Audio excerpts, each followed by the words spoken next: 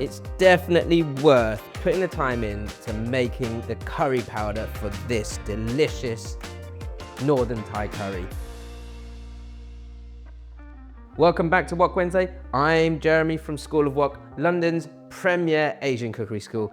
I can't wait to show you this one. It is so earthy and packed full of flavour. Quite like to get a big chunk of pork belly for this dish with the rib on. The bone sort of holds the moisture in and adds flavour to the whole dish. And you can see even the little sort of knuckle or the joint pieces there. I'm just keeping on some of these chunks of pork. Of course, with this chopper, I'm not going to be able to chop through these solid bones, so I take the rib off and just add flavour to the curry with those. Whoa, look at those ribs. The rest, just large dices. This is a good piece of pork here. You can see we've got these lovely layers of fat, but it's not excessively fatty, which I quite like. Now this Northern Thai curry is all about the curry powder. You could buy, a shop bought curry powder or a mix of garam masala, but it wouldn't quite be the same as doing it yourself. The whole spices I've got here are a mixture of fennel seeds, cumin seeds, black peppercorns, coriander seeds. I've got quite a lot of cumin seeds and coriander seeds. Then I've got some cinnamon, clove, and star anise, which I absolutely love, and some green cardamom pods as well. And these are all going to be blitzed to powder in a second. But first off, I'm going to toast those.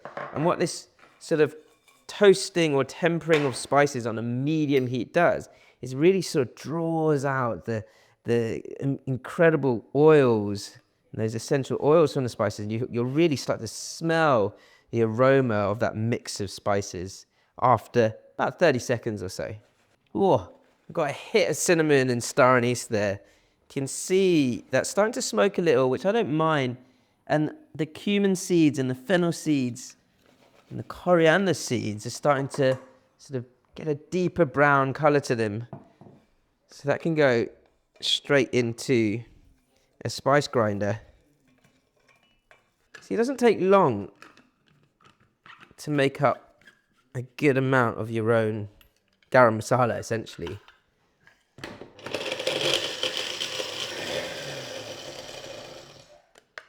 Woo! It's almost got this sort of citrusy sort of hit or aroma to it, which is kind of what you want, which is why I like using, these freshly ground spices. And that will work so well with the lime leaf. Turmeric powder and some nutmeg. Give that a mix, and I'll show you this. It's perhaps a little bit more coarse than what you'd get if you were to buy it from a shop. But I don't mind that. I want that sort of rustic sort of edge to this dish, Now I'm going to make a very rough paste to start this curry off. I've got some shallots, some ginger, and loads of lime leaves. These are frozen lime leaves. They've been defrosted, so they come out nice and fresh. And some shrimp paste.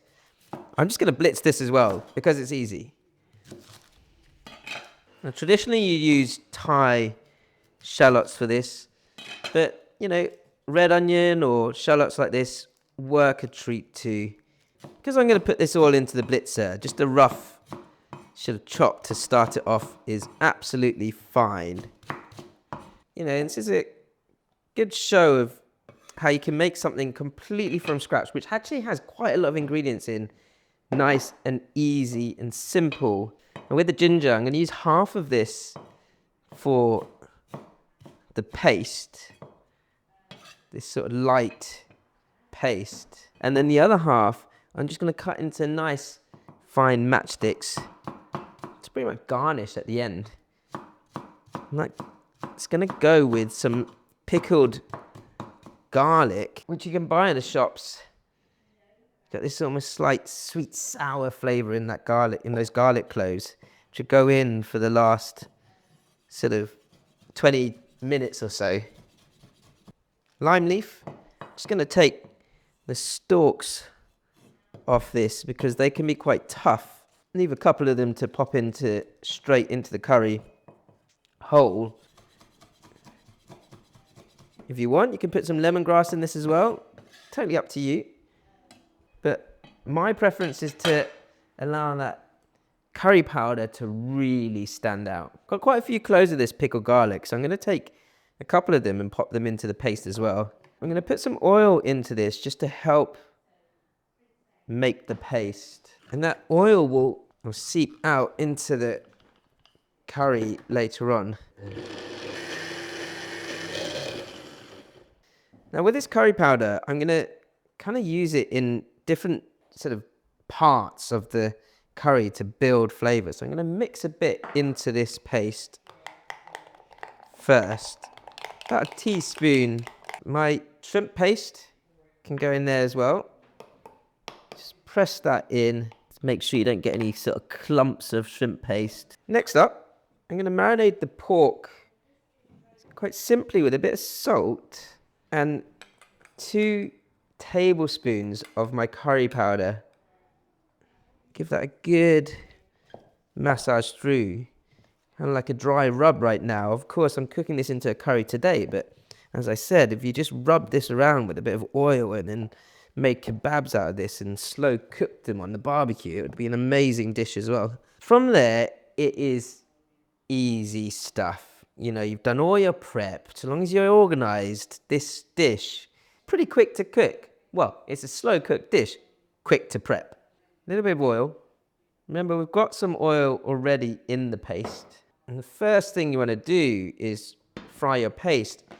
And this is where I'd say people perhaps don't take enough time on this step. Slow down, enjoy yourself when you're making your curries.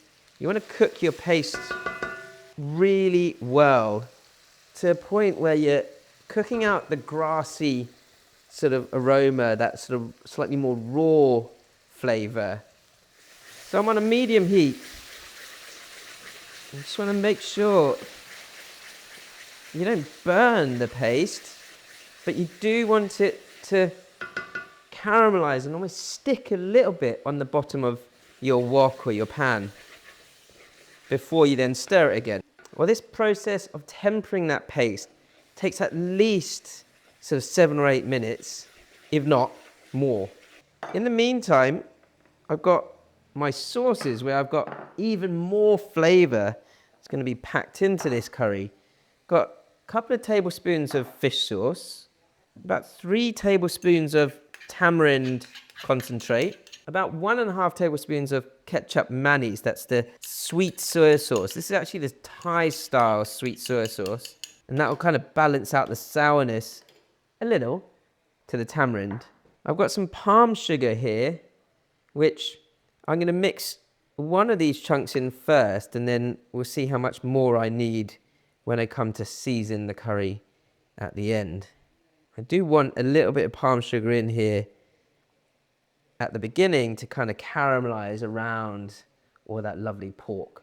So once your paste has started to kind of separate out a little and the color of it is getting much sort of deeper and darker brown, that's when you're ready to add the next ingredients. Got my couple of lime leaves here. And then I'm going to get the pork in at this point. I mean, just looking at this, you know this is going to be good. So I've whacked the heat up, so I'm just going to mix that paste well. Oh, that onion's making me cry. Get me some goggles. Just make sure that paste doesn't burn. You want to let that sort of do its thing and start to seal the pork a little before we add anything else. Gonna have to give it a fold every couple of minutes just to make sure that the stuff at the bottom doesn't burn too much. Now I'm still on a high heat, a pretty high heat, not the highest, but sort of medium high. when you've seared your meat nicely all the way round, then you want to pour this sauce mix, which has that lovely sweet and sour flavor to it, all the way round and over. And this is by no means traditional, but crispy fried shallots or onions works a treat to just add to that sort of deep, savory and earthy flavor. I'm going to give that a good mix. And when you do this, once you poured your sauce in and it's bubbling away, give the bottom of your pan a really good scrape. Because any of that flavor that's stuck to it from that curry powder and your paste, you want to bring off and pull into the curry rather than at the bottom of the pan. Now give that a couple of minutes to bubble away, start to caramelize as much as possible before you want to pour the stock in. You can use chicken stock or just some water or coconut water if you want to cover the meat. High heat. I can see that sort of dry smoke happening now. That's the spices wanting to burn, so my stock's going to go in. You need enough liquid in there to fully cover your meat. I'm going to bring it to a boil and then bring it down to low heat to simmer for about an hour and a half. The curry's had about an hour and a half now, just under actually. Just pressing into this pork, and it needs to push a little bit further, so I'll probably push it to a couple of hours. It's a good time to taste. Wow, that is punchy, and I can already taste with the tamarind in there, that lovely sort of almost slightly pickled flavor. So the pickled garlic can go in for the last 30 minutes to complement that. And then this raw ginger, I'm going to pop in now as well. Keep that going, another half an hour, and that should be good. So this has had a good 2 hours with that last half hour deep color of that sauce. Some coriander to garnish. Other than having to wait for it to develop that flavor, this is really simple. Now this curry is purposefully fatty. It should just sort of have all come together with what I'm prepared for, a very, very punchy sauce.